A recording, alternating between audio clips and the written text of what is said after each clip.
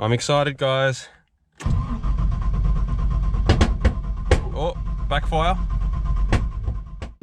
Hey everyone, hope you're all well as always, and welcome to another video on patrol things. So before I get right into the video, just like to thank every single one of you that subscribed. I finally hit over 1,000 subscribers and I cannot be happier. Doing this for December last year, so just over 6 months now. It's blown my mind how much support I got just from owning old crappy nuggets. So thank you guys so much from the bottom of my heart. It means a lot. And thanks everyone for liking and commenting and subscribing. It's just amazing how fast it all happens. So thank you guys so much for watching stuff and supporting and leaving nice comments. And yeah, I really hope you like this new series on the LS1. In today's video, we're going to try and get the thing running. So we have a couple of wiring issues we're going to tackle, mostly starter and fuel pump. So we get no power to both of those, so we'll try and figure that out. Usually it's things pretty small, so we'll just keep smashing that out and hopefully it's something really, really small. Usually it is, so fingers crossed we get it running today, guys. I'm pretty sure we're gonna get it running. I'm optimistic, so let's smash it out. So enough blubbering, let's get into it. All right, guys, so last time you saw the car, the interior was sort of all over the joint, so I've put the interior back together, bolted the seats back down, bolted the console in. Over the front here, we've got the ECU hanging down because I have some wiring gremlins are gonna go away, and figure out why this thing's not getting power to the starter and not getting power to fuel pump. So we have all this junction box, this fuse block here. So we're gonna see, we've got relays clicking, so they're all clicking, so something's going on. We'll get the test light on there and see what's going on. So okay guys, so I just got the ignition on, so I'm gonna just prong the test light into a few of these connections to see if we have any power. Got nothing yet. Oh, okay, we got power there. Got power there. Okay, so we've got some power. I've checked the ECU, we've got power to the ECU. I'm just gonna check the prongs on here. Okay, so we got power going to these. For some reason we got fuses missing. There's only 3 fuses. 1, 2, 3 fuses missing. And over here we have 1, 2, 3 fuses missing. Have we got power? We got power to those ones as well. So I reckon we put some fuses in that, see how we go. All right guys, so when I turn the key, it's already under the accessory. So if I turn it off and then turn it back on, we can't hear any fuel pump. And if I go to crank it, just clicks, no starter. So we'll figure out why it's not cranking first, and then I think next we'll attack the pump. All right guys, one other thing I noticed is we had a kill switch on the dash just next to this gas switch. Don't worry, the gas doesn't work, it's not connected. So I've taken the kill switch off. I spoke to the old owner who reckons it was a kill switch. So I took the kill switch off and bridged the wires, but we still have no pump. So I'm just gonna double check that junction box and make sure that we aren't missing things that we need. All right guys, so I just put the fuses into that little junction box or little fuse block here. So hopefully we get something, either a pump or a starter. I've double checked all these connections and stuff, all these wiring. I've traced the fuel pump wiring, that's one wire there, that big purple one. And we have a green and white wire there, which is our pump. So that seems to be all connected. If we don't get pump after this, I'm just gonna use the, the test light, and we'll prong the plug and see if we have any 12 volt constant going to it and any 12 volt shut off, because it'll be on a timer as well when it primes. So all right guys, let's turn the key and see if we get anything. So turn the key on, can't hear any pump. Oh, we got crank. Okay, we got crank, that's good. Woo, that scared the shit out of me. I didn't think it was gonna do. All right, I think it is fuel pump now. It's in there somewhere. All right, now pump's supposed to be in here somewhere. So we fold up. That looks like something. Oh, perfect. They make it easy for you, don't they? Even cut a hole in the carpet for you. All right, now I guess we test our plug. All right guys, so good news. I pronged the fuel pump plug with this test light and we got power there. I reckon it's time to actually crank the key and see if we can get it to fire. Pretty excited about this because now everything's working, so let's go. All right guys, I'm back in the vehicle. Nice and cozy inside, it's freezing. So I'm gonna put the key in and hopefully we get a pump. Oh yes, we got a pump. All right, let's crank it. I'm excited, guys. Oh, backfire. Couple of backfires. Turn it off. Prime it again.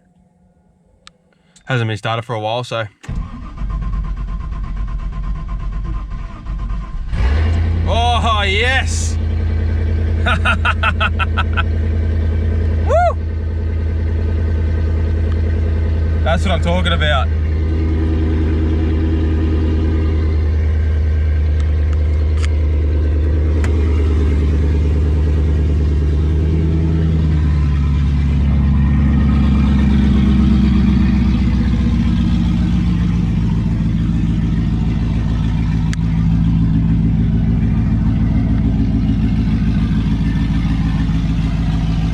She's running.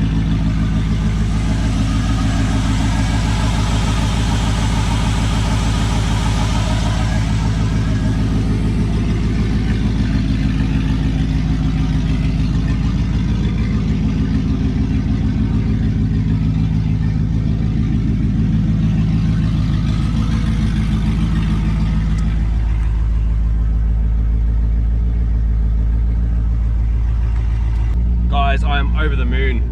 I couldn't believe that actually started. It backfired a bit, so I thought, oh shit, might be out of fuel. On the fuel gauge, looks like we got nothing. Don't know if that works though. But she is running. Holy shit. Idling pretty smooth. So it's got a cold start idle obviously, and you might hear the cam when it comes down a bit, but got no power steering. Gonna have to figure that out. Oh Jesus, yeah, no power steering at all. But yeah, holy shit.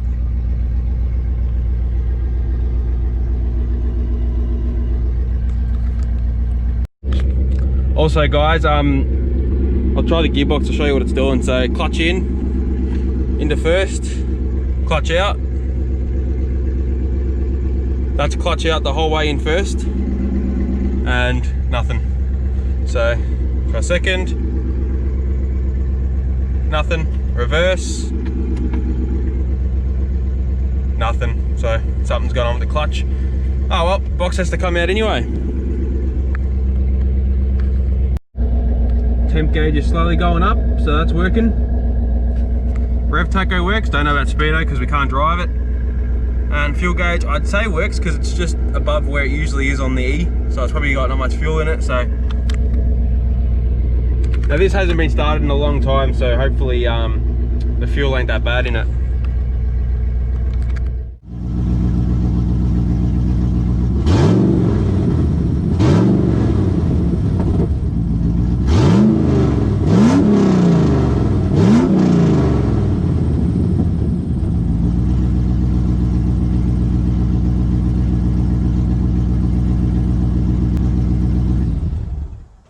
Alright guys, how good's that? I'm so excited, I'm sorry. Oh god, I locked it. I am over the moon. I just put the steering surround back on. Oh, I forgot about that. I forgot about that. I just put the steering surround back on just to sort of neaten everything up. So I still got to get all my head unit and UHF from the other car, which I might do now. I've got to put the bash plate and stuff from my car on, probably put the wind deflector and that on the back, just sort of neaten it up. We have a water leak. So that's coming from in between the gearbox and the engine. So I think when they put the gearbox on, they probably hit one of the seals at the back from that plate that goes on the back, the water jacket seal, whatever I don't even know what it's called. So luckily the gearbox has to come out, so we'll tend to that. No oil leaks. No oil leaks whatsoever. That's good. I'm also going to Raptor coat the scrub bars and the front bar, make it look all nice. You can see when she started, she backfired and sprayed some soot on the ground, so she hadn't been started in a while. But so next sort of milestone or task I have to do is get it into my driveway, which is on an incline, and the car weighs what, 3 ton. So I've got to try and get this up the driveway. So when the white one goes, this one will be on the driveway, and we'll take the gearbox out of it. It's good to feel nice warm air coming out of it. I couldn't get these fans to turn on, so I've got to suss that, maybe some wiring, because there's a fan switch in there, but it wasn't doing anything, so I'll address that as well. Also, just check in here quickly and just make sure all our fuses are good. Can't see any broken ones yet. This one here, this one right there is the starter fuse. So we found that one out. And I don't know what those 3 are. they're still all good. All the fuses are good, so that's a good sign. No fuses blown. So obviously they all run a 10 amp. They're not labeled anywhere, so if one blows, put the next size amperage up, I guess. But now this is all good. So now that this is all sorted, we can mount all the ECU back up, mount all this board back up. I'll stick the glove box on and see where we got to sort of mount things and clean it all up. And obviously this console has to come out again with the gearbox. Getting a little bit of like fuel smell in here, so I think the fuel seal on that pump needs to be replaced. All right, I'm back at the white one. Here's the old RX-7. If you haven't watched the last episode I put out in this car, go have a look at it, because I'm getting some good progress on the old girl, or new girl, semi-old, modern classic girl, I'd say, whatever. Yeah, gonna take the bash plate off this one, put this little wind deflector or spoiler on. I might put the spare tyre on the back as well, to make it look a bit nicer on the street. All right guys, so I took these off. Just a spare wheel from the white car, the rear spoiler thing, and the bash plate. This bash plate's actually not too bad. Like, from the smashing I've done with it in the bush, it's just got a couple of scratches on it, but still looking good. So the white car's looking pretty bare now. It's quite sad. Now I'll show you guys the reason why I was going to get rid of this car, and I'm glad I didn't do the LS conversion in this.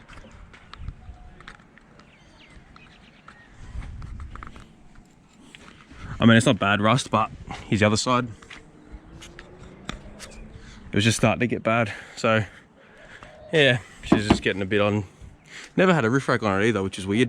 So this video is just going to be a will it run video, but I thought I'll just whack these on as well in the video, so to make it a bit longer, because I think this video is going to be a bit short. So we'll smack these on and make the car look a bit more nicer. I actually think the red Patrol bash plate will go a little bit better with the red car. One bolt to get it started. This car's a lot higher than the other one. It's sort of easy, but it sort of isn't, because you got to hold it a little bit higher. And once you get it started, it's pretty smooth sailing from there.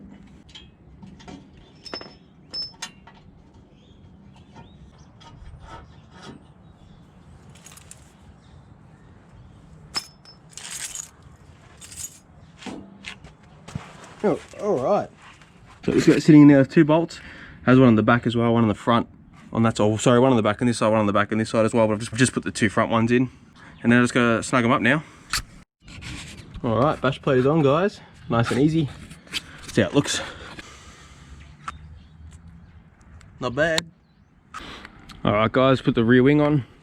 Some of you guys may like it, some might not, but I quite like the look of it. Had it on the white one, so I thought might as well put it on this one. All right, let's get this spare wheel on, and that'll sort of complete the back up a little bit. It's been a while.